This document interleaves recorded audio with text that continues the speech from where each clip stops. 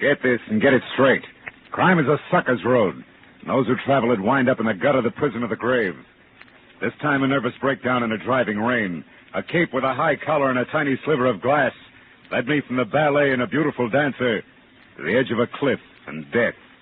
It happened like this.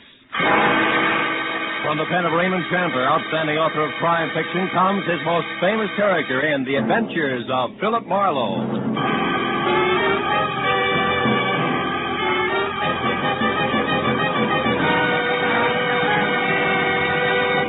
Now, with Gerald Moore, starred as Philip Marlowe, we bring you tonight's exciting story, The High-Collared Cape.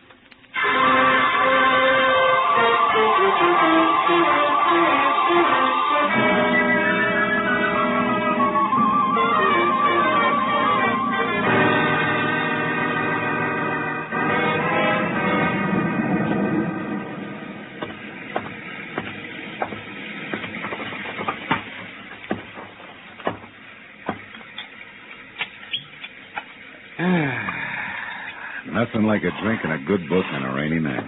Man, what a night. Oh, no. All right. Don't sprain your finger.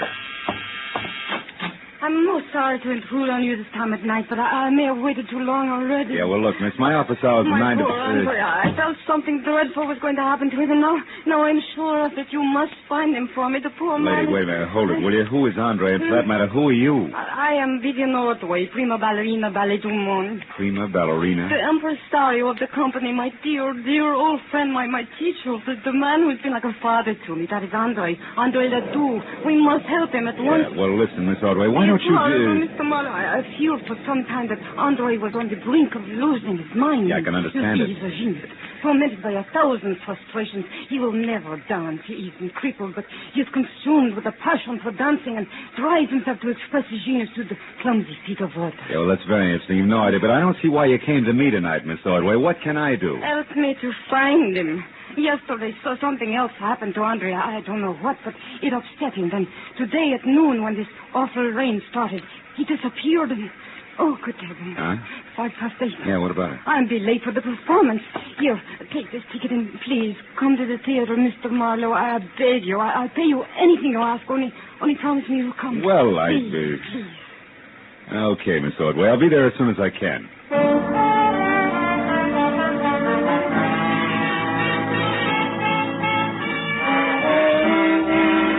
Ballerina swept out of my apartment like a frightened whirlwind. As I got dressed all over again for an evening ballet, which I needed like acute appendicitis, I saw that the ticket she'd left was number 27J at the Great Arts Theater, showing Ballet of the World, sponsored by one Mrs. Imogene Wyatt. Well, I got to the lobby, half sulked near the end of the second act, when an icy usherette shoved the program at me and hushed me inside. The audience was a small cluster of Artie diehards down front, which left me in 27J feeling like Midway Island. My client, Vivian Ordway, was the whole show.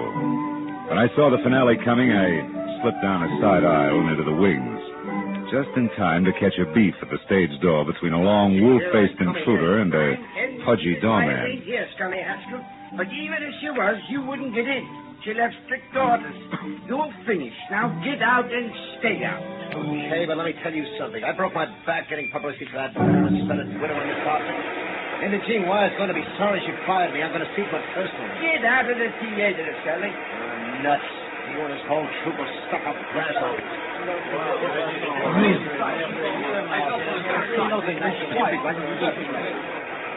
Oh, Mr. Marlowe. Yeah. Dear. Come this way to my dressing room. Tell me, have you heard from Andre Ledoux, Vivian? No, nothing. But I did remember something that may help. Oh? Andre once mentioned that he had a friend here in Los Angeles, a Mr. Baker, who lived at the Winthrop Arms, the Winthrop Hotel, the Winthrop something. Come in, Mr. Marlowe. Thank you. Andre may be there. I'm grasping at straws, I know, but if his mind is gone and he is lost, oh, I'm so afraid for him. Oh, now take it easy, honey. Take it easy. Vivian, is there news of Andre? Oh, no, George, nothing. Mr. Marlowe here is going to find him for us. He's a private detective. Oh, I see. Wonderful. I am George Melikov. Glad to know you. Vivian, I'll be at the hotel. If I can help, please do call on me. And, oh, My dear, you shone as beautifully tonight as the full moon. Как красивая луна. We mere stars were hardly visible beside you. До свидания, душка. Fast man with a compliment, huh? He's very sweet. Yeah, what hotel did he mean? The Wilshire Gardens, most of the Ballet Theater. Oh. How about you, Miss Otway? I have a house, a studio on Lookout Mountain, 857. 857. Yes. May I reach you there? No, I'm going to wait here in the theater. If Andre should remember and come back, I'd want to be here. He's a very sick man.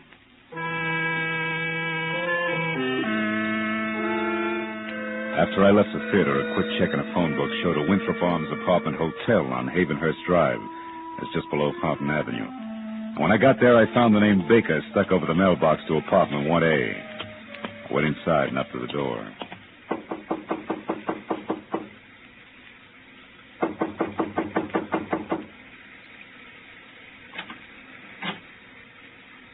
Yes? Andre Ledoux? What do you want? Well, your friends at the theater are worried about you. My friends? I have no friends. George Melikoff's worried about you. George Melikoff, my friend, worried. So is Vivian Otway. Vivian. Uh-huh. Oh, that dear child. What will become of her now? Well, what do you mean? What's happened? Who are you? Miss Otway sent me to find you. She's waiting for you at the theater. Waiting at the theater? Why? Why? The ballet is finished. What's that? Mrs. Imogen Wyatt withdraws her support completely. There is no more Ballet du Monde. I'm penniless. And all our work has been for nothing. I tried to reason with her, but it was hateful. Afterward, I drove here on the dark street, the rain splashing, clawing at me. Rain. Andre, where's your friend, Mr. Baker? This place is packed in mothballs. He is in Europe. It is all right that I am here. He sent me the keys long ago, said I could use his apartment in this car. I came here to be alone, to think. My head aches. Andre, what time was it when you left Mrs. Wyatt's yesterday? Do you remember? I can't remember. Only that it was dark. Very dark. And it was such a difficult drive. Yes, tomorrow she will notify her lawyer to alter the papers and order that imbecile. I wish you were dead. You hear me? I wish that Imogen Wyatt were dead. What was that? Stay where you are.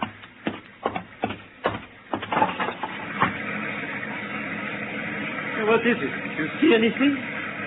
No.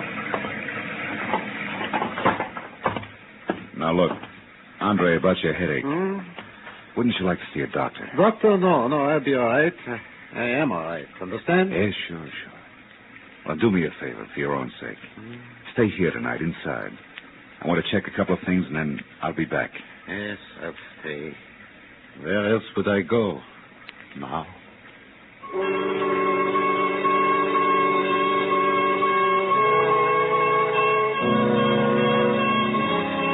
When I left, I was convinced that if the ballet impresario hadn't already slipped his trolley, another slight bump would do it. But two things bothered me. So first I walked around to the window again, but any trace of an eavesdropper had been washed away by the rain. Item number two was the strong imprint the drive home in the rain had made on Andre's troubled mind. I wanted to know why. The garage was under the building on the far side. The door was unlocked and a small light burned in the back. I finally found the car, a sleek, close-to-the-ground Hudson registered to Olin Baker, and found it for the first grim discrepancy. The left headlight and fender were still streaked with rain marks, but the right had been wiped clean. When I reached in and switched on the lights, that cinched it. The glass in the right headlight had been replaced. It was brand new. Hey there. What are you up to? Just testing my friend's car. I may borrow it. You the attendant? That's right. You in here last night tinkering around with this here car? No. Maybe it was Mr. Ledoux. He had it out last night. Oh, no, it wasn't him. That was somebody else. I heard a noise. See him when I come out of my back room. This guy beat it. He took off like a scared turkey. He had a big black cape on with a high collar, flapping in the wind. You better watch it, old-timer. That stuff's getting your eyesight. Looks like a cape to me. Yeah? Well, I looked around, but I didn't see no harm done, so I went back to my room. What time was all this? Oh, way past midnight. Maybe 1, 2 o'clock. I didn't pay much attention. Yeah. By the way, mister, careful of the nip. No, thanks. I'd like to use a phone. You got one? Oh, sure. Back in the corner. I'll show you. I'll find it.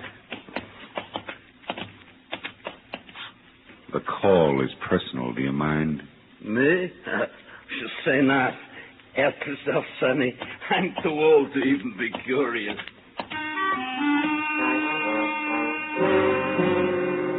My first call was to a desk sergeant in the police traffic bureau.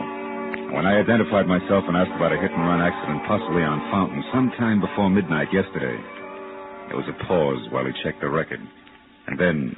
On the button, Mr. Marlowe. We identified him by his Blue Shield medical card. Oh?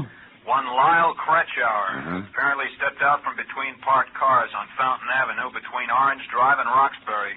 Was struck by an unidentified vehicle at about 11:10 last night. Condition serious. Now, what do you know about this, Mr. Marlowe? I'll get in touch with you later, Sergeant. Thanks. Stepped out from between parked cars.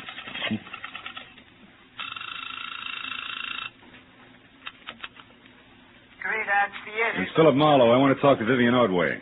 Oh, hang on a second, Mr. Marlowe. She's right here. Okay. Have you found him? Is Andre all right? Yeah, for the present. But listen, Vivian, I got to talk to Imogene Wyatt. Where does she live? Mrs. Wyatt. Yeah. Beverly Hills. Let me see. 21 Cameo Terrace. 21 Cameo. Meet me there right away, will you? I may have a couple of rough answers for you, baby. But I'm still in costume. That doesn't matter. All right, I'll put something on over it. I'll be there just as soon as I can.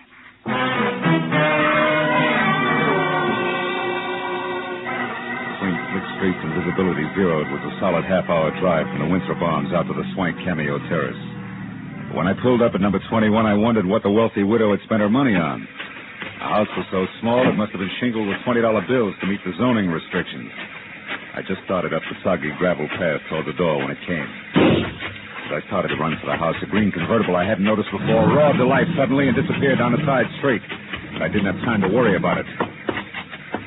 Inside, I found Mrs. Wyatt on the dining room floor, fighting a losing battle with the distance of the telephone. Last night, I was going to ruin us all. Now, Andre has left him.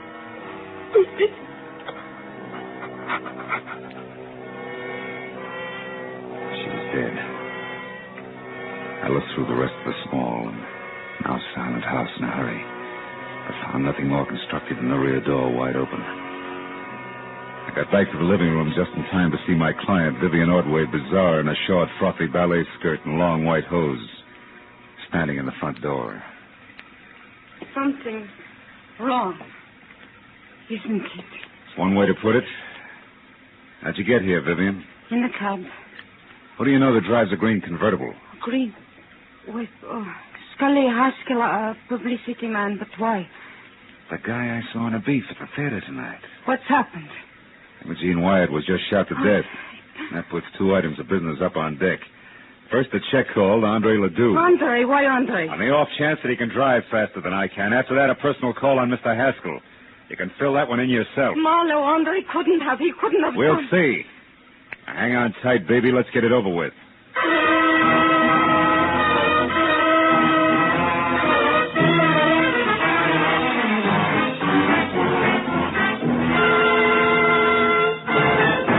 In just a moment, the second act of Philip Marlowe. But first, the great international comedian Beatrice Lilly will be Bing Crosby's guest on CBS this Wednesday night. The CBS Bing Crosby Show always guarantees enjoyment. So be listening when B. Lilly joins Bing on most of these same CBS stations this Wednesday night. And now with our star, Gerald Moore, the second act of Philip Marlowe. And tonight's story, The High-Collared Cape.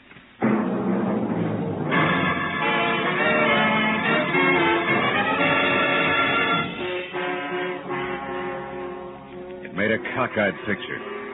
A beautiful ballerina miles away from the stage, yet in full color-drenched costume and gaping through tear-streaked grease paint. Sudden death. It's a good time for me to start checking up. Andre Ledoux, the high-strung impresario, was first. If he was still at the apartment, I could cross him off as having done it personally.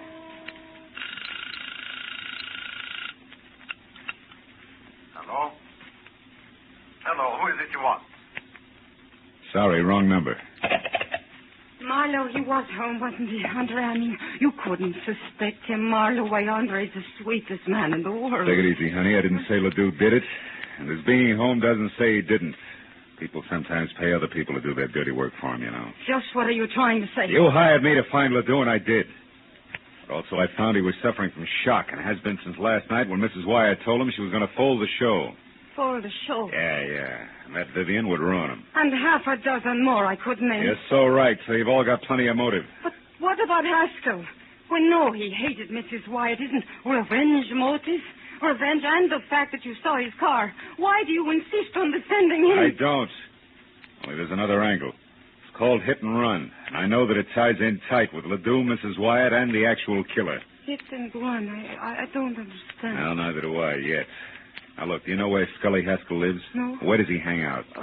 Sometimes at the bar at Wilshire Gardens Hotel. Okay, I'll try it. Now, you go back to your place up in the hills. I'll find it when I got some answers. Now, hurry up and get out of here, will you? Somebody might have heard the shot and called it. Somebody did hear the shot. Go on, get out. Yes, but Marlowe... No buts. Go on, Vivian. Get in the cab and go straight home. Do your crying there. Good. I'm trying to... Hey, Vivian, you forgot your coat. Vivian, you... Oh, no, baby. You forgot your cape.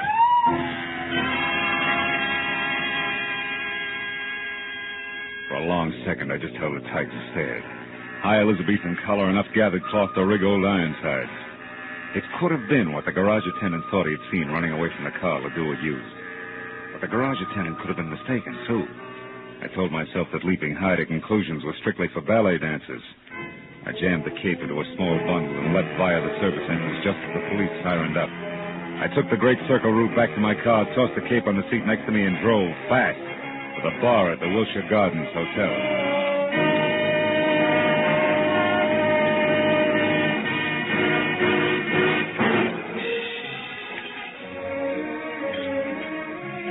The kind of flattering pink-mirrored place where the hors d'oeuvre had long ago replaced the pretzel.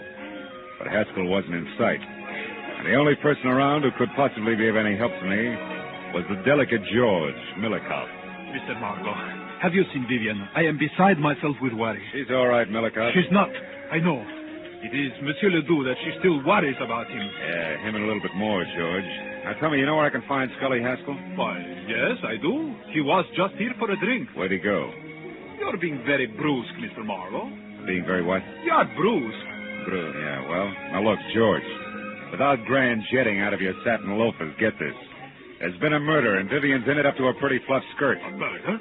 How is Vivian concerned? Come on, Butch, let's get out of here. Where are we going, Mr. Marlowe? Out to my car where we can talk. The rain stopped. Come on. Over here. You said somebody was murdered. Who was that? Mrs. Wyatt. She was shot, and it might have been Haskell. Because she discharged him? Maybe. Or maybe something more complicated, like a hit-and-run accident that belongs to Ledoux, but somebody wants to cover it. Does that make any sense to you? Here's the car. No. Should it? No. What's more, it shouldn't to Vivian, either. What are you getting at? There isn't time to explain. Call it thinking out loud. Thinking about this cape, for example, that belongs to Vivian. And about the testimony of a whiskeyed garage attendant. All of which makes me hope real hard that Haskell's the boy. More thinking out loud? Yeah, maybe. Now, look, where can I find Haskell? The Paradise Court Motel on Vine. He has a bungalow there, number 3. Oh, thanks. Well, if you're really worried about Vivian, George, go on over to a place on Lookout Mountain Road. She's not in good shape. And here, take this cape with you. Ooh. What? Why, you cut yourself. Your finger's bleeding. Yeah. And a sliver of glass, George. Glass that could have come from a broken headlight, huh? From a broken what? What are you talking about, Mr. Marlowe? The benefit of the doubt, George. Keeps getting harder to give it away. Bring this back to Vivian, will you? Tell her she left it at Mrs. Wyatt's, and then I'm positive Haskell's our man. So long, George.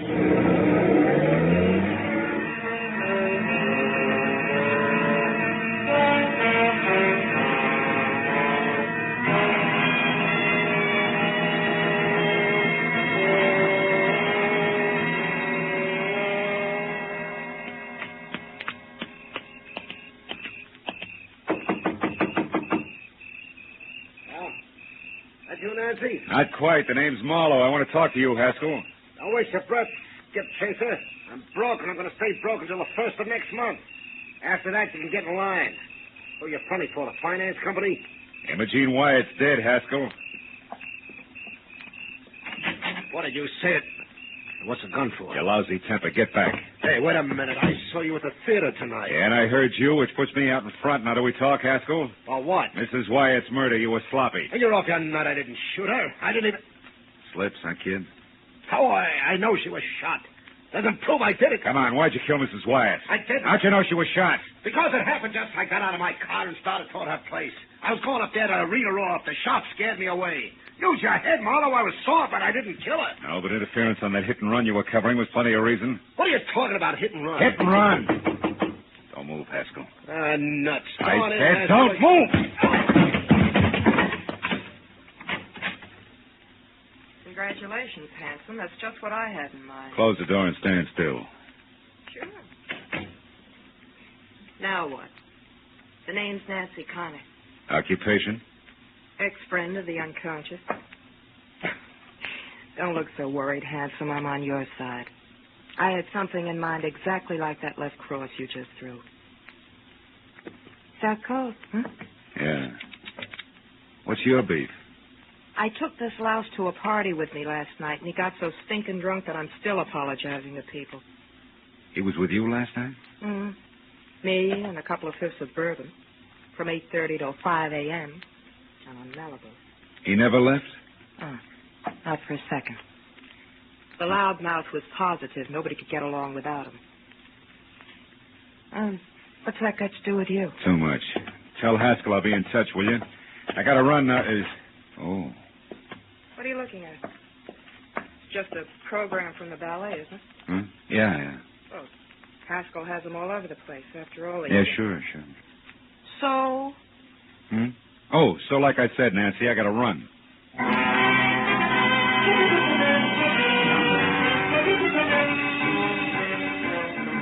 It was 15 stop-and-go minutes from Haskell's place to the Hollywood Hills. And another 5 screeching up the paved snake that was Lookout Mountain Road. Finally, I was there out of my car and running toward number 857, which was a collection of windows and a rustic log frame half jutting out into space. And around in the back, there was a wooden sundeck. Below it, on either side, huge rocks that line the edge of the cliff. Directly below, only the dark, bottomless canyon. On the end of the porch near me, there was a long flight of stairs. I started up, one careful, noiseless step at a time. My hand tight around the 38. Suddenly, in the weak light of the thin slice of moon, I saw Vivian Ordway. Her back to the flimsy porch rail, her face an ugly knot of terror. Oh, George. And only inches away from her and brandishing the gun he used to kill Mrs. Wyatt. Listen. The half-crazed answer to everything. The delicate jaw. Please. Melicon. It's too late, Vivian. Marlowe knows this cape was what the garage attendant saw. And do you know how? Because of a stupid little thing. A sliver of glass that was caught in it, which came from the broken headlights that the wearer of the cape replaced. The wearer who was covering up Andre Ledoux's hit-and-run accident so that he could have the pig where he wanted it. You're wrong, George. Marlowe was after Haskell. He thinks Haskell killed Mrs. Wyatt. He only hopes that. And he'll find out one way or another that the beautiful ballerina is guilty. Then he'll be forced to come back here after you. Oh, George, I'm not guilty. Of course you're not, Vivian. I am. The cape is mine, not yours. You only used it tonight. That's the only thing he doesn't know, and never will. Because you will have killed yourself after confessing to me. No. It's the only way, Vivian. You or me. But it's always been that way, hasn't it? Even in the ballet, where one or the other of us had to be stars. Too bad it wasn't I. Yeah, crying shame, Melicon. Get away from that rail, Vivian. He's going to the other end of the court, Marlowe. He's going to jump at the ground there. Melicon, no!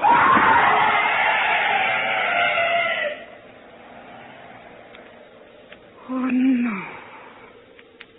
Too great a leap. Even for a ballet dancer. Let's get out of here.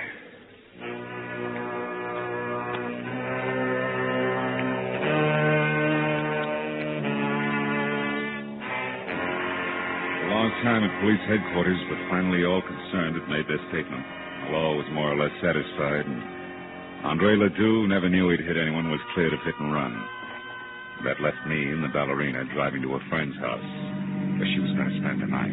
Phil, I know you must have had enough of questions and answers, but... But? Yes. The reason George killed Mrs. Wyatt. Well, you see, Vivian, it started last night when George went to see Andre Ledoux because he was so bitter about his part in the show being cut down. And that was when he saw Andre returning from Mrs. Wyatt, shaken up and half-dazed. And with a broken headlight and other signs of having hit someone, huh? Yeah. And from there, George thought fast, covered it all up, found out exactly what had happened from this morning's paper, probably, and waited. When you hired me tonight, he must have followed me to Ledoux's and overheard Andre tell me that Mrs. Wyatt was going to pull out. Oh, so he went to her, tried to stop her, and couldn't. Yeah. Anything else? Oh, yes. Oh, one thing. Oh, that's the house there, Phil, the white one. Oh, okay. What made you hurry back to my place from Haskell's motel when time meant so much? A hunch, honey. As I was leaving Scully Haskell's, I saw a stack of ballet programs on a table in his living room. The cover on it was very interesting. It features you and the picture of George, majestic in his high-collared cape. So that was it. Yeah, that was it. Good night, Phil. Oh, will you call me tomorrow sometime, please? I'll call you tomorrow, Vivian. Good. It's a nice night, Phil. And so good to be alive. Well, good night.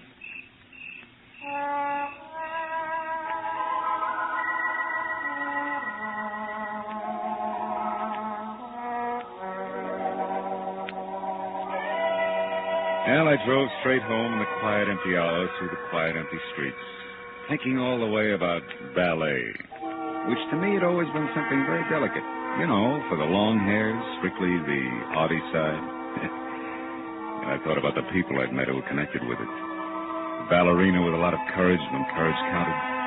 The high-strung Andre Ledoux, Haskell the muscle man, and George. As vicious as anything I'd ever met on Skid Row. And I was still thinking about them when I got out of my car. But then for the first time, I noticed a little white envelope on the seat next to me. It had my name on it. And inside was a ticket for tomorrow's matinee. Same seat I had before.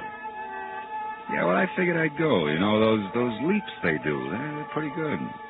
What do you call them?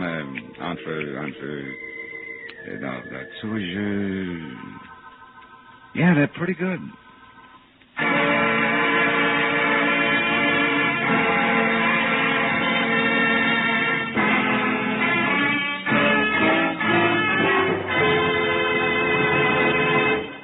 The Adventures of Philip Marlowe, bringing you Raymond Chandler's most famous characters, star Gerald Moore, are produced and directed by Norman MacDonald and are written for radio by Robert Mitchell and Gene Levitt.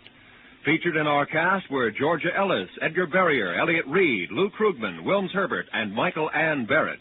The special music is composed and conducted by Richard Arant. Be sure and be with us again next week when Philip Marlowe says... This time it was a fishy horseplay from a red-headed beauty wild about ponies past a black-bearded sailor who bled to death on a racing form. To a neck-and-neck finish over a wandering seahorse worth $50,000. And you know what? I was the jockey.